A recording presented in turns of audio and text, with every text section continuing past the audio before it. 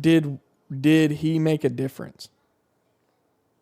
And I don't know if we have a way of like, did he go about it the right way? And this is, it really boils down to opinion, but did he do it the right way? Should he have done it in the first place? And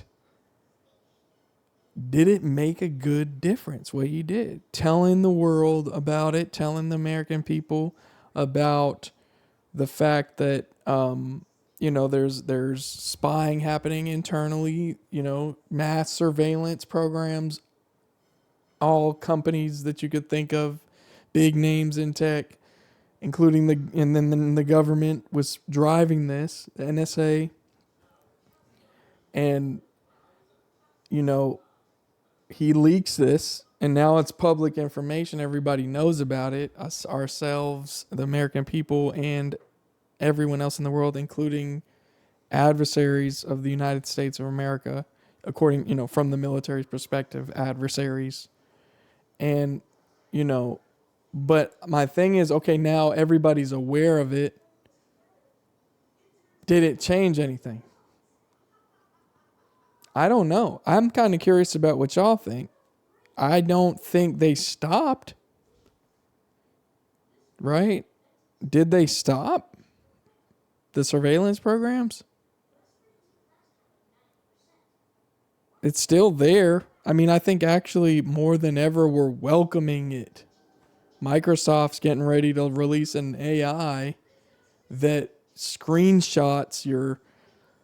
takes screenshots of everything you're doing every so often. And I know they're saying that all that's going to stay local, but at some point they're going to ask you, can we have this telemetry? Like, can we have this, upload this into our servers to better improve the performance of the AI? And the AI, I'm sure, is going to be really cool. But from a privacy standpoint, you're throwing your privacy out the window. I mean, it's taking screenshots of everything. Somebody on Twitter or X was talking about how they're, great, Microsoft's creating the next attack surface again, right? The next vulnerable attack surface, because here is Windows, which is like the number one target.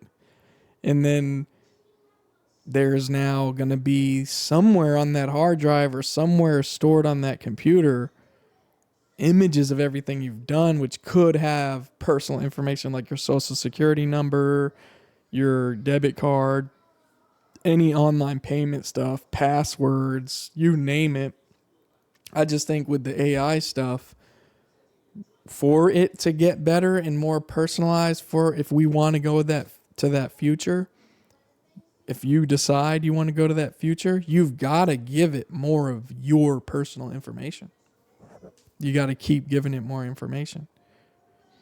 And it's like, and more data on you. And so I don't know. There have been seasons in my life where I definitely saw Snowden as a hero. And then I'm kind of in the middle because I can see both sides. Like, I can see where you could make the argument that he is for the American people because the mass surveillance program was technically illegal, and that he was just making the public aware to keep the checks and balances in place that the original founding fathers had wanted to be in place. But then you could also look at the other side, which is he just told on this organization that he was working for and helped build the system, and came across the other star. He didn't really help build all of it, but he came across it and was like, whoa, and kind of looked at it too, worked with it a bit before he felt on his consciousness to tell on them, like to tell everybody about it.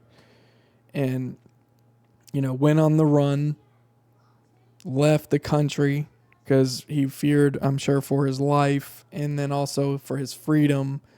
Went to Russia. I think he's a Russian citizen now, which the government is seeing. The government, the military, and the government of the United States views the Russian government as an adversary. I'm not saying that I see that. I think there's people in every country that we can connect with, and we could be friends. But when we look at it from how the government's perspective and how the governments see each other and the military see each other, that's what I mean when I say adversary. But I used to be like gung ho about it and being like just this pro guy who cared about everyone, and that's why he did it. But then I'm like, look at his steps after. And I know he's trying to stay free and not die too. But also I'm kind of like, he also like he went and he sought asylum in refuge in Russia, one of the enemies of the US, and they gave him citizenship. I'm sure I hope he still loves the United States and his country, but at the same time, it's like, I don't understand it. Yeah, I agree. He wouldn't get a fair trial. And maybe he just understood the political tension and used that to his advantage and keeping himself safe and free to go live life still, at least with some semblance of freedom. And but that's I don't know. I'm in the middle. I don't have this super strong opinion on is he good or bad for doing it. I just look at now the impact of it, and did it change anything really? My opinion, this is me sharing an opinion and perspective on it, is I unfortunately don't think what he did changed anything about privacy and surveillance. And I was asking some of my students, do they know who Edward Snowden is? And they didn't know who he was. And, if you're huge on privacy, you're like a big privacy advocate in the right to privacy, that's kind of sad. But then, you also think about the impact of his actions. Was it so significant? I don't think so, because we're still seeing increased surveillance. And this might be controversial, but in cybersecurity, one of the first tenets, I would say, when you're setting up a network and you're trying to secure it, is visibility. You literally look into as much as you can. You set the environment up to be as easy to monitor from the IT perspective as possible. So if you're going to scale that to a national level, there's going to be more incentive for surveillance technologies to be instituted. So you're going to have more camera systems. You're going to see the cities implementing more and more camera systems to catch people that blow red lights, toll roads, but then also double as this, the local law enforcement agencies can tap into that and see who a perpetrator is. The facial recognition, the object detection, we're not quite like CCP level with the ability to charge people for jaywalking. I don't know if y'all have seen that. There's it's called Hello World China. Hello World, Ashley Vance. He wrote the first Elon Musk biography.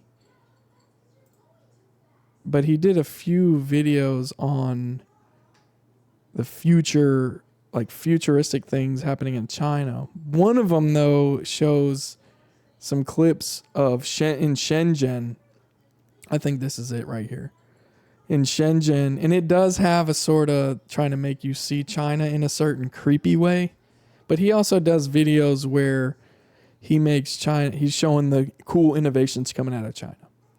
But the one thing he showed in this that makes me think that the United States is sort of moving in that direction is in downtown Shenzhen, if you jaywalk, they'll catch that on camera. It immediately or pretty quickly deducts the charges and the fee for breaking that law or the fine for breaking that law and rule out of your account through WeChat. And then it also will sometimes publicly shame you by putting your face on a big screen that's near like the lights, I guess, the crosswalk lights. So it kind of shows like the perps, and it's like public shame mixed with, fining you. And then, the positive side of that, I guess, is that the police and don't have to worry too much about the petty crimes like that. They can focus more on, the severe crimes. I could see how that could be sort of an efficiency, but from a privacy standpoint, it's a nightmare. I think if you're living in this world and you're a privacy advocate, and I mean hardcore privacy advocate, like you run Tails OS or Cube. Have you ever seen Cube? I think it's called Cube OS. Yeah, Cubes. It's like a hypervisor that you put on your laptop where everything you do eventually like gets scrapped. Containers are used, it gets scrapped. And it's like, I heard about this as like a way, if you wanted to stay completely like anonymous online, like you got to run it from the OS level, everything you do. Let's look for that the diagram. Here it is. It's essentially running on Zen, and you can spin up, like based on tasks, you're spinning up containers, and that like containerized environment is like for your Firefox session just for that time. But then when you're done, it's like gone. It deletes it, and it's like a throwaway virtual environment. And I think the concept and the technology is really cool. But like, if you want to live in just true privacy and anonymity in this day and age, it's getting harder. It's getting harder to do that. And, I feel for people who are very big on like being privacy advocates, like hardcore privacy advocates, because it's getting harder. It's not getting easier. And that's where I worry about or I consider what Snowden did and his impact, as I know that it can get political when you talk about is he good guy or bad guy. But when I just look at his impact, if his intention was to prevent mass surveillance, I don't think it worked, personally.